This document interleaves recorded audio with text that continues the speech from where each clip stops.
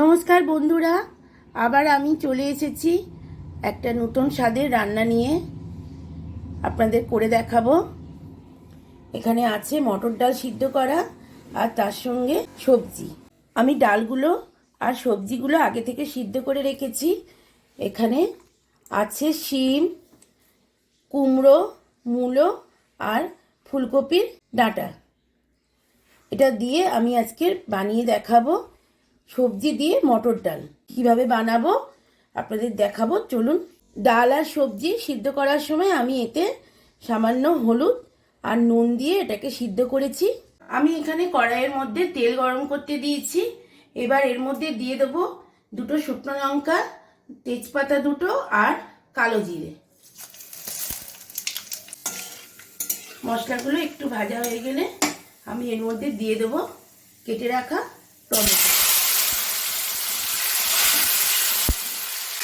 টমেটোগুলো হালকা করে ভেজে নেবো যাতে টমেটো কাঁচা ভাবটা চলে যায়। টমেটোগুলো আমার ভাজা হয়ে গেছে। এবার আমি এর মধ্যে দিয়ে দেবো হাফ চামচ হলুদ গুঁড়ো আর হাফ চামচ জিরে গুঁড়ো, আর দেব পরিমাণ মতো নুন আর 1 চামচ চিনি। এবার এগুলোকে আমি ভালো করে মিশিয়ে নেব। মেশানো হয়ে গেছে। এবার আমি এর মধ্যে দিয়ে দেবো সিদ্ধ করে রাখা সবজি আর ডাল।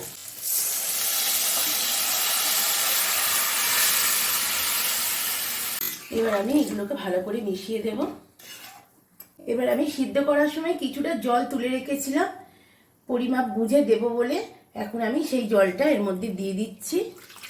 এবার আমি এটা চাপা দিয়ে মিনিট 5 মতন হতে দেব।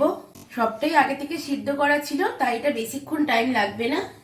আমি 5-7 মিনিটের মতন এটা চাপা দিয়ে দেব, তারপর আপনাদের আবার দেখাচ্ছি। আমি চাপা দিয়ে দিলাম, দিয়ে গ্যাসের ফ্লেমটাকে আমি একটু কমিয়ে দিলাম, মিডিয়াম ফ্লেমে দিয়ে দিলাম। বন্ধুরা, এবার আমি ঢাকাটা খুলে দেখব কি অবস্থায় আছে। দেখুন কি সুন্দর রং হয়েছে। সব সবজিগুলো গোটা গোটা আছে। এই যে মূলো, শিম, কপির ডাঁটা সব গোটা গোটা আছে, অথচ ডাল পুরো সিদ্ধ হয়ে গেছে। এবার আমি নামানোর আগে এর মধ্যে দিয়ে রাখবো কুচিয়ে রাখা ধনেপাতা।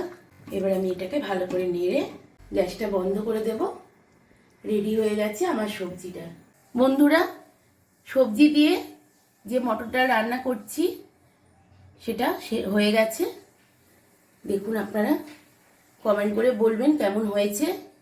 আর আরও ভালো ভালো রান্নার ভিডিও পেতে হলে আমার চ্যানেলটাকে লাইক শেয়ার করে দেবেন, আর ইউটিউব থেকে যারা দেখছেন তারা ওখানে সাবস্ক্রাইব করে দেবেন। ধন্যবাদ।